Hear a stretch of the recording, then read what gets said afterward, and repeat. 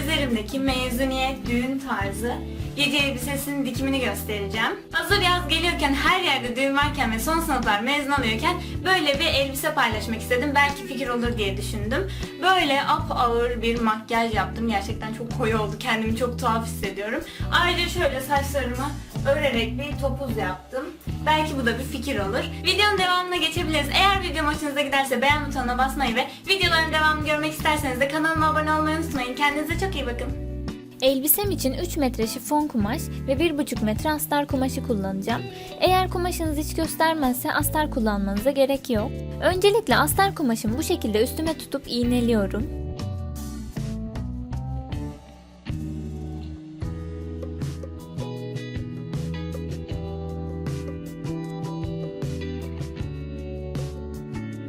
İstediğim halter kesimi üzerimde belirleyerek sabunla çiziyorum.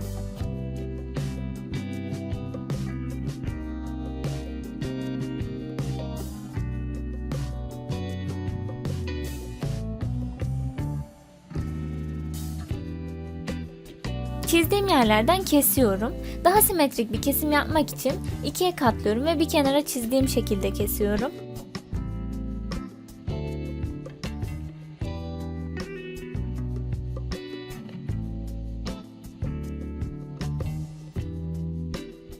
Daha sonra üstü büzgülü olmasını istediğim için şifon kumaşımdan büyük bir dikdörtgen kesiyorum ve ortasını bulup işaretliyorum. Astar parçasının da ortasını bulup iğne taktığım yere denk getirip üzerine yerleştiriyorum. Ve şifonu keseceğim yeri ayarlıyorum. Ben burada 2 kat kumaş kullandım çünkü gerçekten kumaşım çok inceydi. Bu kısımları böyle büzüştüre astarın genişliğine getireceğim. Boyun kısmı için pile yapacağım. Pile yaparken çatal kullanıyorum. Bu şekilde kumaşı çatala takıp çeviriyorum ve iğneliyorum.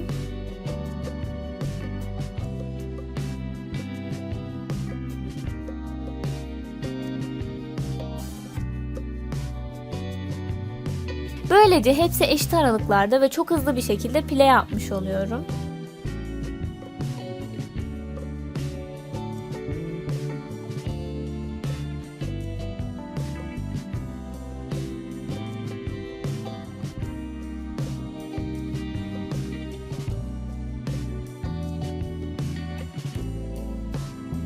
Gösterdiğim yerden düz dikişle dikiyorum. Daha sonra biraz da büzerek astarımı eşitliyorum ve iğneliyorum.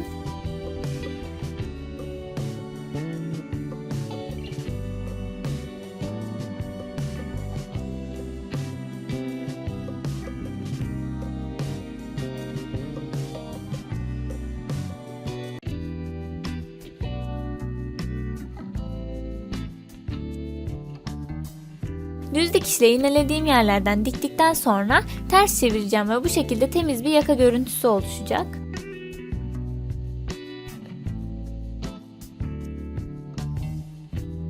Daha sonra yine astarım ve şifonumu tersine çevirip yanlarından iğneliyorum.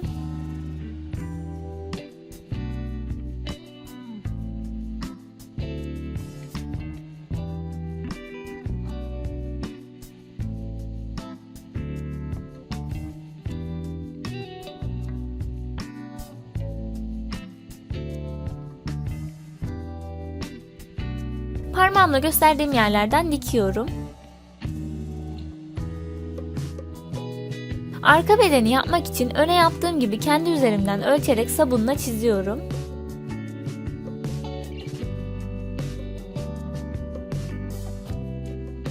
Ve işaretlediğim yerlerden kesiyorum. Arkayı düz istediğim için şifon kumaşımı astarımla aynı boy kesiyorum. Ve kenarlarından alt kısmı hariç dikiyorum. Diktikten sonra tersini çeviriyorum ve bu kenar kısmını içteki dikişi iyice kenara iterek iğneliyorum ve ütülüyorum.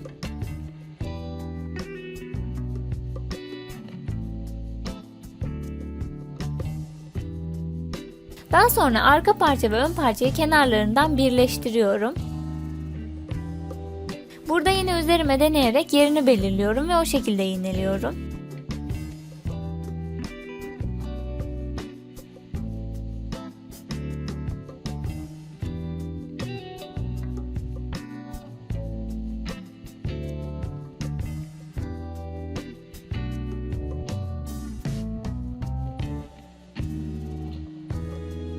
Daha sonra askım için uzunluk belirleyeceğim. Bu şekilde mezromu askımı dikmeyi düşündüğüm yere iğneliyorum ve boynumdan dolanarak arkaya kadar ona askıymış gibi davranıp uzunluğunu buluyorum. Bulduğum uzunlukta bir şerit kesiyorum ve enine ikiye katlayıp kenarlarından iğneliyorum. Gösterdiğim yerlerden düz dikişle dikip sürfüle çekiyorum. Diktikten sonra ters çevirip dikişi içeriye saklıyorum. Ve üst bedenimin arkasında kenarlara eşit uzaklıkta noktalar bulup askımın iki ucunu iğneliyorum.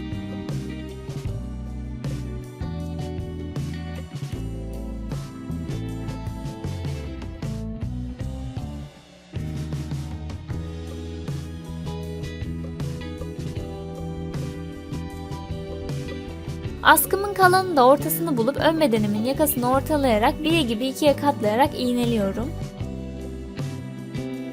Burada tekrar ikiye katlamamın sebebi hem biraz daha ince olmasını istemem hem de kumaşım çok ince olduğu için böyle daha güzel duruyordu.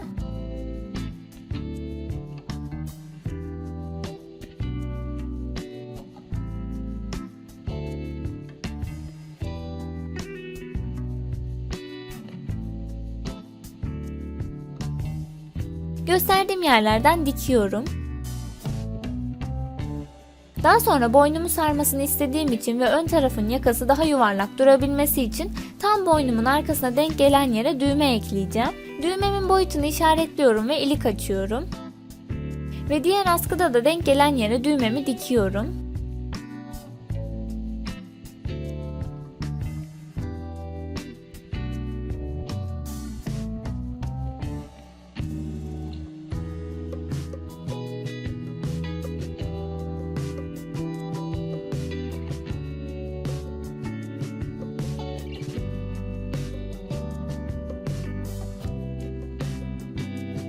Daha sonra eteğim için bu şekilde kumaşımı iki kat seriyorum. En uzun kenarı ölçüp köşeden başlayarak mezromu döndüre döndüre o uzunluğu işaretliyorum.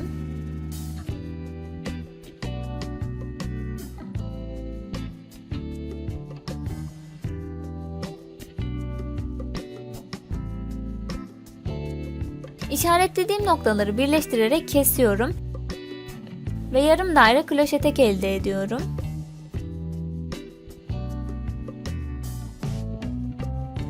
Daha sonra belini yapmak için belimin çevresini pi sayısına bölüp çıkan değeri etek ucuna yaptığım gibi işaretleyip kesiyorum.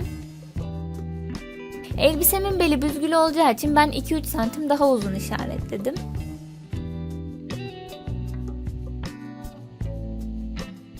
Ve eteğimin kenarlarını dikiyorum. Üst bedenimi eteğimin üstüne yüzleri birbirine bakacak şekilde yerleştiriyorum. Ve kenarlarından iğneliyorum.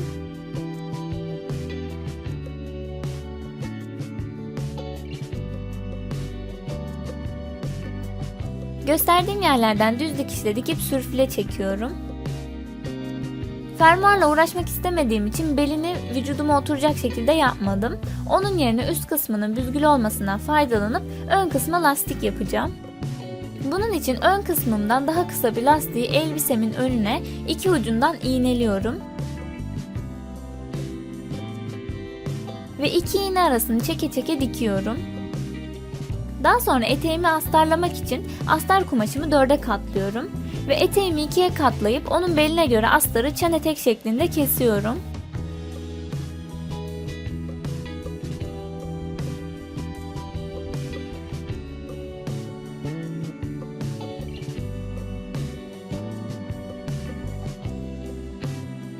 Gösterdiğim yerlerden dikiyorum. Ve elbisemi üstteki astar parçalarının uçlarından birleştirerek iğneliyorum. Böyle ters bir şekilde üzerine koyup iğnelerseniz daha sonra tersini çevirdiğinde içeride de çok temiz bir görüntü oluşur.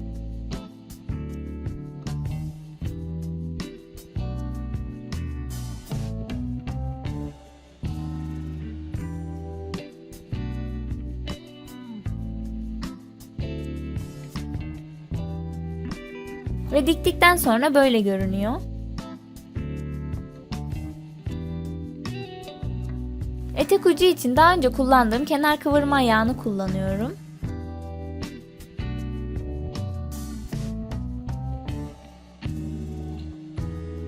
ve etek uçlarım bu şekilde görünüyor.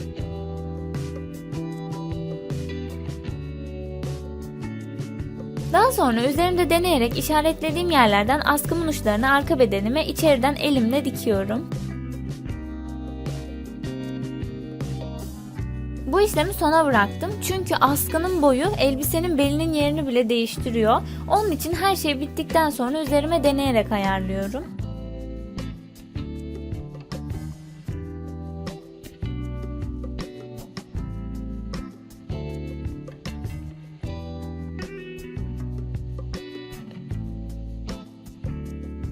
Ve son olarak da kemeri yapıyorum. Askıya yaptığım gibi istediğim kalınlığın 2 katı bir kumaş kesiyorum ve uçlarından birleştiriyorum.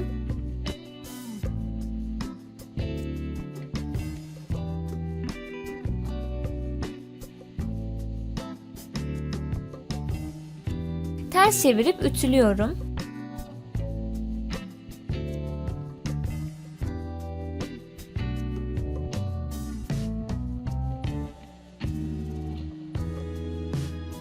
Uçlarını da içeri minikçe katlayıp dikiyorum.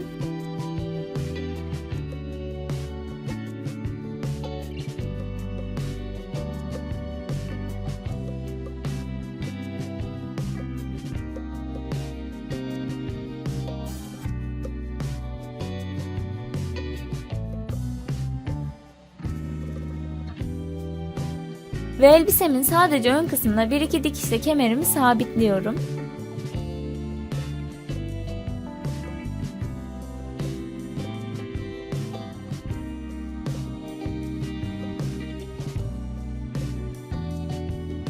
İzlediğiniz için teşekkür ederim. Videomu beğenmeyi ve kanalıma abone olmayı unutmayın.